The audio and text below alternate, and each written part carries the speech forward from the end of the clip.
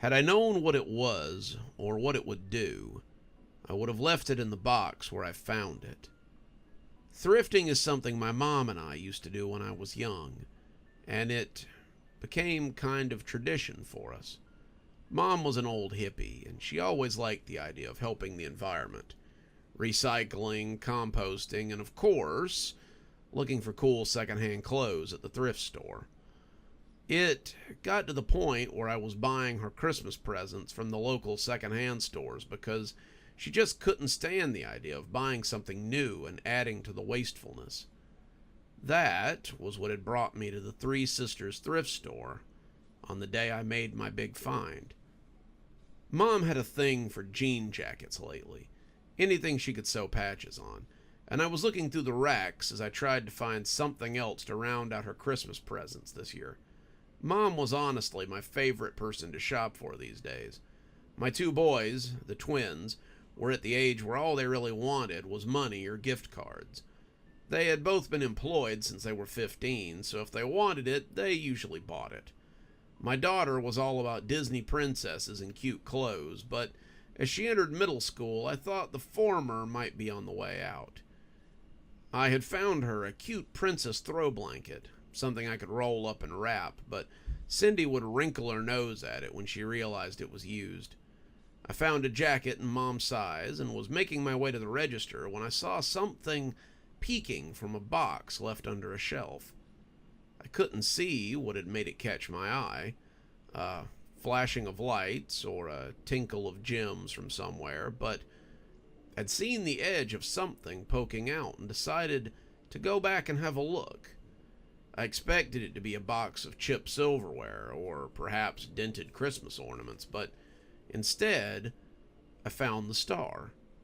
It was one of those old ones, a chrome ball sitting on a cone with arms poking out of it, but it wasn't until a woman excused herself and walked around me that I realized I'd been staring at it for 5 minutes. It seemed to shimmer in the fluorescent light of the old shop, and just couldn't bring myself to leave it. I had to have it. More than that, I needed it. I needed it more than I'd needed anything before, and as I started to casually toss it into my buggy, I felt the fingers of greed scamper up the back of my neck. What if someone took it out of my cart? What if they ran off with it? What if they saw it the way I did and just ran right out the front door? I decided that I would keep it in the top basket, the one that the little kids usually sit in, but I couldn't bring myself to take my hands off of it. I was heading for the front, wanting to check out, but then another thought occurred to me. What if the checkout girl decided to take it from me? It wouldn't occur to me until later, but nothing in the little cart mattered to me anymore. Not the jacket, not the blanket, not any of the knickknacks I'd found. It was only the star. Nothing existed but the star now. Suddenly I wanted to just run from the store with it. Just run away and never look back. Screw the thrift store. There were a lot of other thrift stores, and I could always find another one. I could just go. They couldn't stop me. But as I came to the decision to leave with the star, the checkout girl was smiling and asking if I'd found everything okay. It was too late to back out now, and I started putting things on the counter so that I could check out quickly. She eyed the star in my cart with confusion, and when it finally came time to present it, I picked it up, but I couldn't bring myself to put it down. I showed it to her, showing her the price tag that was on the front, but when she reached for it, it was difficult to make my fingers let go. "Just need to have a look for inventory purposes," she said, but I could tell by the look in her eyes that her intentions were anything but businesslike. She held the star out in front of her like she was seeing it for the first time, and as a line formed behind her, she just continued to stare at it. Her eyes might as well be boring into the cardboard, and then they shifted left and right as if looking for an exit. Whatever was going on here, she was trying to find a way to steal my prize, and I wasn't going to let her. Here, I said, as I offered her a 20. The whole order was less than $10, but I wanted to be done with it so I could leave. I was already thinking about how I would just sit in my study and look at the star. I thought at first that I might put it on top of the Christmas tree, but that wouldn't do. If I put it on the tree, then everyone would see it, and then someone would surely take it. Either my wife, our daughter, or even the people who would come into the house during Christmas. And I couldn't be parted from it. It was the most beautiful thing I'd ever seen. And as I stood there, holding out the money and waiting for her to finish ringing me up, I began to think about snatching it from her and just making a run for it. "Excuse me," said a woman with a shopping cart who was sitting behind us. "Can we move this along? I'd like to get home sometime today." The cashier shook her head and begrudgingly looked up from the box and made eye contact with me. I could already see the mania behind her eyes, and I didn't like it one bit. I'm sorry, sir, but we can't sell you this item. It's not in the inventory anywhere, and I believe it might be damaged. We need to take it to the back so it can be disposed of. Can't have our store known for selling shoddy merchandise." She smiled as she said it, but the rat look was still in her eyes as she tried to figure out how to get away with the star. "That's okay," I said. It reminds me of something I had as a kid, and I'd like to take it home so I can share it with my family. Here, I'll give you the whole 20 if you just put it in the bag and let me get on my way." "Sorry, sir, that would be irresponsible of me. And as she tried to come up with a lie, a tone of desperation crept into her voice. I can't let you have this. It wouldn't be fair to the other customers. I need to get rid of this." That was when I grabbed the box, tearing it out of her hand, and dropped the 20 on the counter as I walked out with the rest of my stuff. $20 was a lot of money to spend on a few second-hand items, but I suddenly wanted to be out of that store as quickly as possible. I wasn't the only one who saw the importance of this item, and I needed to get the star away from her. She yelled after me, telling me to stop, but the woman who had been in line behind me began throwing her things up on the counter and complaining about how slow the service was here. The checkout girl ignored her, coming around as she made to chase me out of the store. I stuffed the star into the generic gray bag that they put your things in and ran out onto the sidewalk as I tried to get away from my pursuer. The old woman behind me was yelling at the cashier to come back and check her out, but as I got outside the store, I heard the woman run into the door and attempt to remember how it worked. I could have hopped in my car, but I was afraid that she would block me in and tell people that I had stolen something. People would believe her, and she could get away with it while the cops attempted to sort things out. I couldn't have that. So when I saw the bus pull up and the doors open, I pushed out a couple of quarters and threw them in the box and ran in.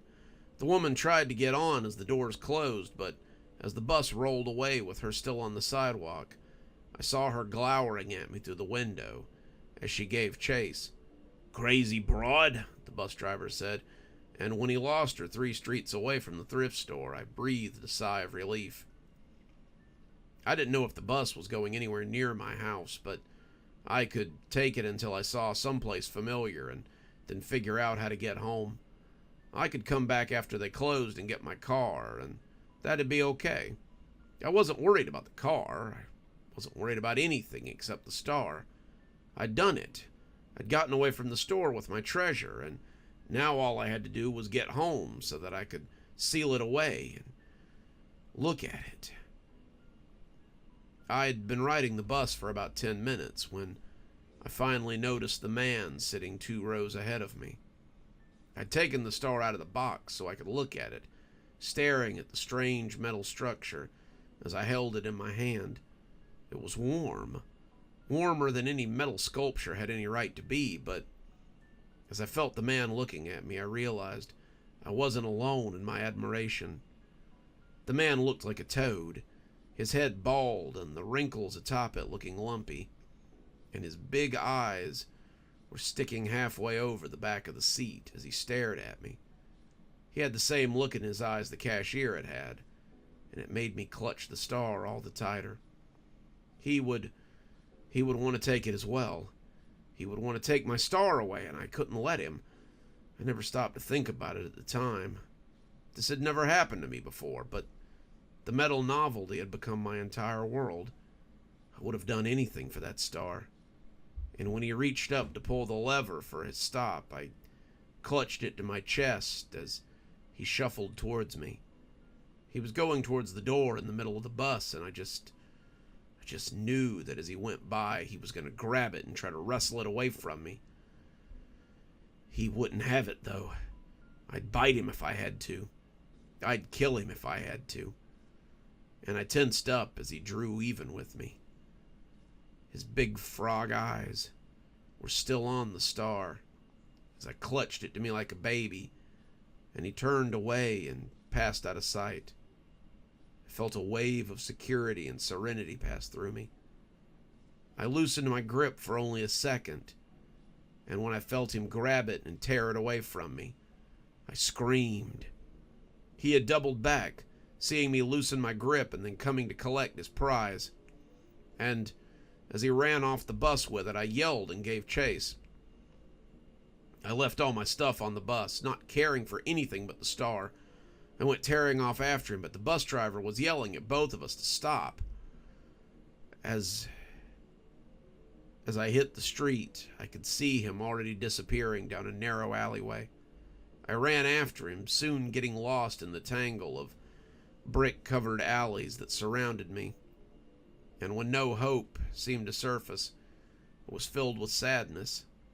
Finally, I just fell to my knees and began to cry. It had been mine.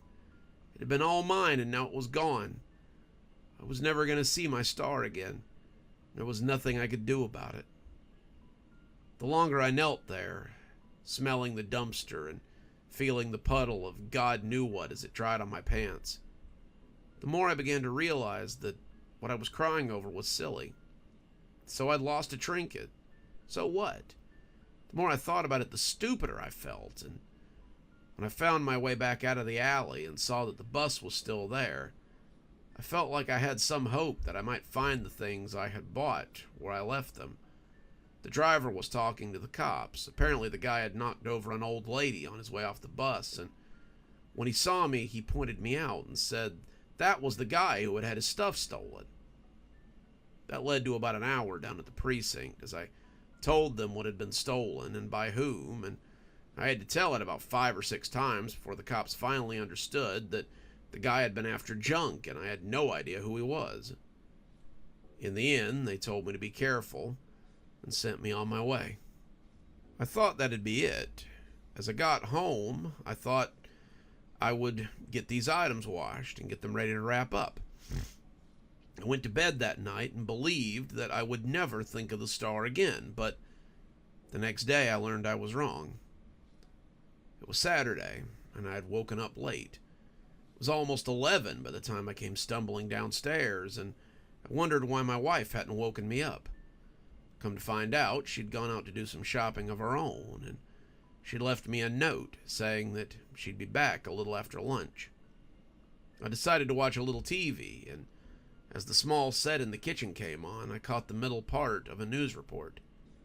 Police are still looking for the suspect, Raelyn McLeod, who is speculated to have killed his family last night, his wife and 2 children having been bludgeoned with an unknown object before Raelyn fled the scene. His neighbors claim that this is unusual behavior for Raelyn, saying that he had always been something of a neighborhood handyman. He had good rapport with those around him, and they often said that he could be found playing with his kids in the yard or fixing bikes for neighborhood children. One man said he encountered Raelyn last night on the way home, and it wasn't the man he had known for the last 5 years. A balding old fella came on the screen, his eyes wide and a little scared looking as he talked to the reporter. I saw him coming home on foot last night, and when I asked him where his car was, he turned to glower at me. I'd never seen Arlen look so scary in all the time I've known him, and he was clutching something weird to his chest. Looked like it might be an old Christmas tree star or something. He was holding it like he thought I might try to take it. Arlen is considered armed and extremely dangerous. If you or someone you know has information about the man, please contact your local police department. Do not approach him yourself. Police are looking to get him off the street before he can hurt anyone else. I'd intended to turn it off, but when they flashed the picture of the guy across the screen, my finger stopped mid-hover over the remote. That was the guy. That was the guy from the bus. The picture they had was of a smiling man, his face and eyes still a little toad-like as he hugged a cute pair of kids after a softball game. The guy in the picture was not the man who had robbed me yesterday, and I wondered if it had something to do with that weird star. I also wondered what would have happened if I had brought it home myself. Would I be on the news now? I didn't know, but it gave me a cold little chill that had nothing to do with the season. So be careful what you find at the thrift store. It might be more detrimental to your life than you could guess. I hope wherever Arlen is, they find him soon. I don't want to be the guy that tries to come between him and that strange Christmas tree star. Good evening, everyone. It's me, Dr. Plague. Thank you so much for joining us for tonight's show. If you think you might like a little more spooky in your life, then please feel free to click on one of the videos we have up here. Maybe look at one of the playlists if you're trying to get caught up. I know, there's so many videos on the channel, so many series that are going at the same time. Sometimes you just need a little refresher course, and I gotta say, I always enjoy the views. If you're not subscribed, feel free to hit that subscribe button, maybe hit the bell so you don't miss anything. We upload a lot on this channel, so you won't want to miss a single story as they come out. If you'd like to support the channel, you can click on the Amazon link down there. There's quite a few books in my Amazon account. You can have a look, and if you'd like a signed copy, get up with me through email, and I'll be happy to work something out with you.